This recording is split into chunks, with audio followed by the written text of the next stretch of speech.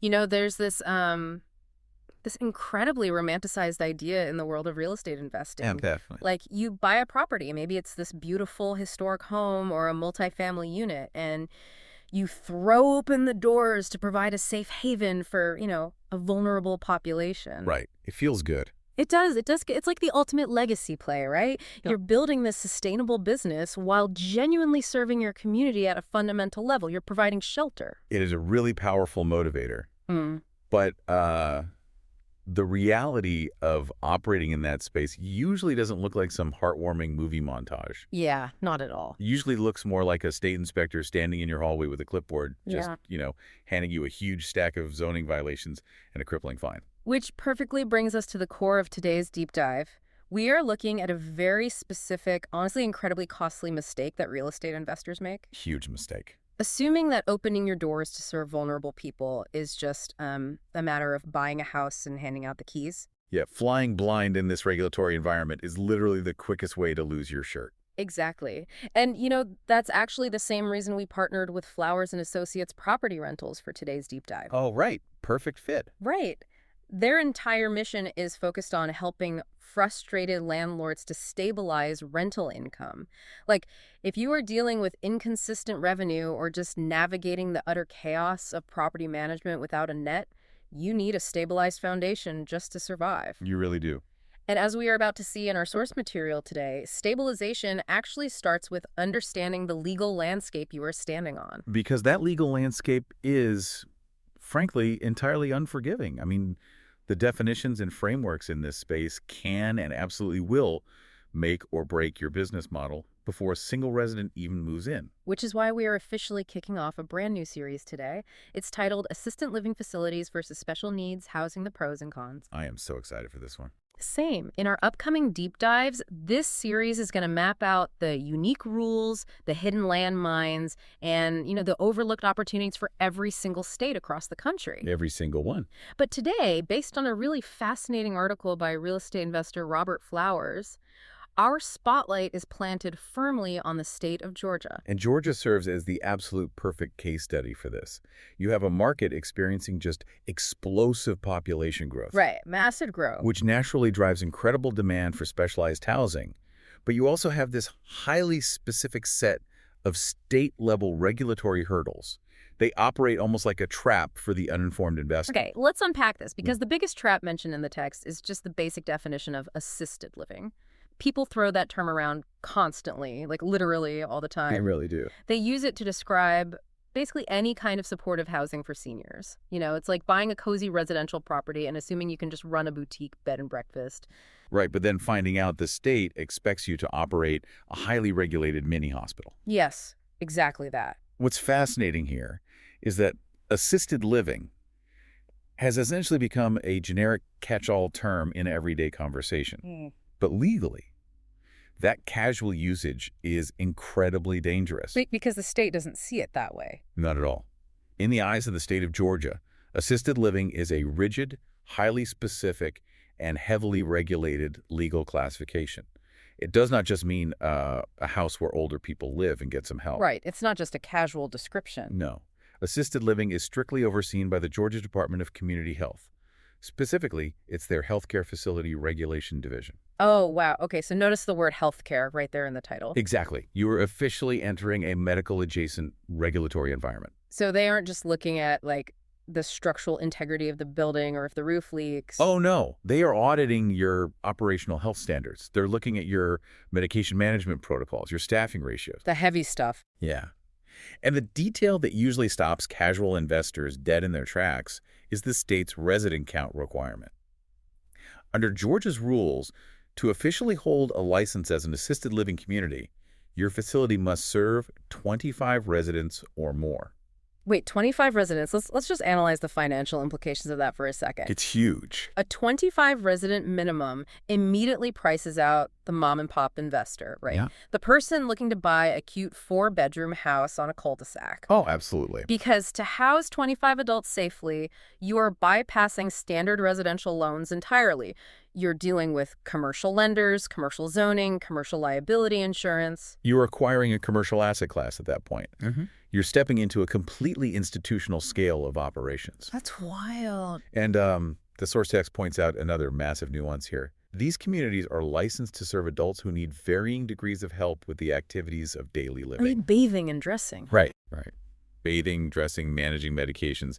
Yeah. However, they do not require continuous medical or nursing care. Okay, so it sits right in the middle of the spectrum. Exactly. It offers significantly more support than just an independent retirement community, but it stops short of a full-scale nursing home where you have, doctors and registered nurses pacing the floor 24/7. And that middle ground is exactly why the 25 resident rule exists in the first place. The state recognizes that to afford the mandated life safety systems, Like sprinklers and stuff. commercial-grade fire suppression, commercial kitchens, 24/7 awake staff.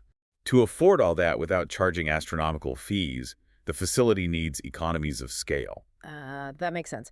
The math simply breaks down if you try to apply those specific assisted living standards to a tiny population. Exactly. But wait, what if an investor buys a standard house and only wants to serve like 5 or 10 seniors? They clearly don't hit that 25 resident mark. Does the state just shut them down? Well, they don't shut you down, but they aggressively reclassify you. If you provide care for fewer than 25 residents, Georgia classifies your property as a personal care home. A personal care home, which sounds cozy, but I'm guessing it triggers a completely different headache. Oh, a massive headache. It forces you into an entirely different regulatory bucket.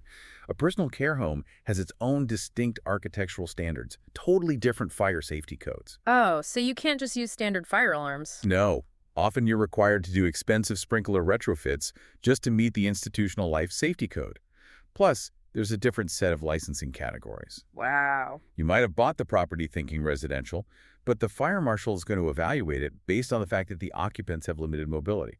Which just proves the author's main point. You cannot just buy a house and figure it out later. The resident count, the level of care, the specific state definitions, all of these variables must be locked in before you even speak to a commercial lender. 100%. Yeah. Now, if assisted living and personal care homes represent this tightly regulated, health-focused box, the text introduces us to a contrasting landscape. Special needs housing. Yes. Here's where it gets really interesting. Because if assisted living is a rigid, regulated box, special needs housing is just this massive umbrella. It really is. And the philosophy completely shifts here, because special needs housing isn't governed by the Department of Community Health at all. Wait, really? Who handles it then? It falls under the purview of the Georgia Department of Community Affairs. Oh, okay. So moving from the health department to community affairs, that changes the entire objective. Entirely. The state is no longer looking at your residents purely as patients requiring medical oversight. They are looking at them as citizens requiring housing access. And under that community affairs umbrella, special needs housing covers so much ground. The text notes it serves people with disabilities, individuals living with HIV/AIDS, populations actively facing homelessness. It's not just one physical type of building. It is incredibly diverse. The author actually highlights 3 specific state programs to illustrate how an investor can interact with this spectrum. Let's look at the first one, which is the HUD 811 PRA program. The Project Rental Assistance Program. Okay, how does the actual mechanism of that work for an investor? Because if you are housing a population with long-term disabilities aged 18 to 61, as the text specifies, how is the rent actually stabilized? That is the genius of the PRA model. Project rental assistance means the subsidy is tied to the physical unit, the project itself, rather than the individual tenant. Oh, so it stays with the building. Right. If a tenant moves out, the unit retains its subsidized status for the next eligible person.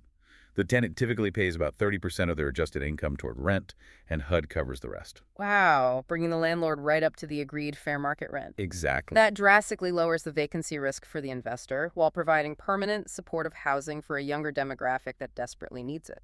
Yes, and notice the role shift there. You aren't managing their daily health care. You are providing a high-quality physical asset and letting the state stabilize your income. That is a huge distinction. You are a housing provider, not a healthcare administrator. Precisely. Now contrast that with the second program mentioned.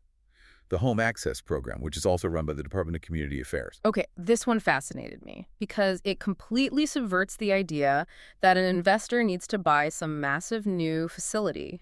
The focus here is entirely on funding home modifications. Yep. We are talking about installing wheelchair ramps, widening doorways, retrofitting accessible bathrooms. But why does the state do that? Think about the underlying economics for the state of Georgia. Why would they fund home renovations? Oh, because paying a contractor to widen a few doorways and install a roll-in shower might cost, what, a few $1,000s one time? Right. But paying to institutionalize that same individual in a state-funded facility, that could cost tens of thousands of dollars every single year. Oh, wow. Yeah. The math is undeniable. The objective of the Home Access Program is to promote independence and prevent unnecessary institutionalization. It is an active push against that old school mindset that care only happens inside a dedicated medical building. Exactly. And that exact theme continues with the third program the text outlines, which is the Georgia Housing Voucher Program. That one tackles the behavioral health side. Right. This is a state-funded initiative targeting eligible individuals dealing with severe and persistent mental illness. Yeah. Let's look at the mechanics of this from a landlord's perspective. Because if an individual has a severe mental illness, housing instability is often the primary trigger that derails their recovery, right? Oh, absolutely. It's a huge destabilizer. So how does this voucher program bridge the gap between a landlord's need for reliable rent and the tenant's need for stability? It essentially separates the housing from the treatment. The state provides the voucher to ensure the landlord receives consistent, reliable rent payments. Which removes the financial anxiety for the tenant. Right. Meanwhile, the tenant is connected with supportive services and caseworkers who handle the behavioral health aspect. So the landlord isn't expected to act as a therapist. Not at all. They are expected to be a responsive property manager. This is such a profound shift. I mean, we are moving away from an institutional model where we isolate vulnerable people on the edge of town to this inclusive, community-integrated model. Yeah, these individuals are living in standard neighborhoods, backed by state vouchers or accessibility modifications. And Georgia officials are heavily emphasizing this, right? The text explicitly notes their push toward community-integrated living arrangements, especially for people with developmental disabilities. Yes, they are actively trying to build inclusive options rather than defaulting to institutional settings. But, if Georgia is pushing for people to live in normal neighborhoods instead of massive facilities, that completely changes the math for someone looking to enter this market today. Oh, it changes everything. It forces the investor to confront what the author poses as the ultimate million-dollar question from the text. Are you building a care model, a housing model, or a hybrid?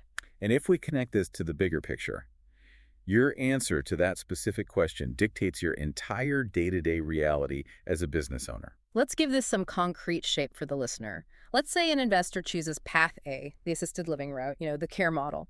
What does their typical Tuesday actually look like? Well, in Path A, you are essentially running a healthcare-adjacent business inside a residential structure. Your biggest operational headaches are human resources and compliance. Right, dealing with staff. Yeah, a typical Tuesday involves agonizing over caregiver staffing ratios to meet state mandates, managing complex shift schedules, overseeing dietary plans for 25 different residents, Sounds exhausting. and conducting mock audits to prepare for Department of Community Health inspections. So your 3 a.m. phone call is a nurse telling you a resident had a medical emergency. You are managing a care structure. Exactly. Now, if you choose Path B, the special needs housing route, the housing model, your focus shifts entirely. Because in Path B, your 3 a.m. phone call isn't a medical emergency. It's a tenant telling you the HVAC system just died. Right. It's a real estate emergency. Precisely. You are focused on the physical integrity of the real estate and maintaining strategic partnerships. Your day-to-day involves working with referral sources, navigating HUD regulations, maintaining property accessibility standards. And partnering closely with local nonprofits, I'd imagine. Yes, you provide the high-quality physical housing, and the nonprofit brings their own case managers to support the residents. It's less about a full care structure and more about an operating model. It is a specialized operating model, not a medical one. But, we shouldn't pretend it's easy. Just because you aren't managing nurses doesn't mean special needs housing is unregulated. Oh, definitely not. The rules are just fundamentally different. Which is why due diligence is non-negotiable here. But how is an investor supposed to research this highly complex market before jumping in? I mean, government databases can be an absolute nightmare to navigate. They can be. But if you are an investor feeling overwhelmed by these divergent paths, you don't have to start just cold calling state departments. Georgia actually provides a specific, highly detailed tool for this exact kind of research. It's called Game of Two Care. Game Map 2 Care. GA Map, the number 2 Care. I want to dig into this. How does an investor actually extract actionable value from Game Map 2 Care? You have to treat it like an operational x-ray of your local market. GAMAP 2Care gives the public access to facility listings, comprehensive inspection reports, license verifications, and complaint information. Wait, so if I'm looking to buy an existing personal care home, I don't just look at their financials. I pull them up on Game Map 2 Care to see if the state has cited them for severe safety violations over the last 3 years. Exactly. And it goes even deeper than that. You can use it for competitive analysis. How so? Well, if you look up 5 competing facilities in your target zip code, and you notice that all of them are constantly being cited by the state for staffing shortages. Oh. That tells you the local labor market for caregivers is incredibly tight. That is a massive risk factor you now know about before you ever buy a property in that area. That is incredible. You are literally using state citation data to gauge labor market risk. It is an invaluable resource for mitigating operational risk and understanding the exact standards the state is enforcing right now.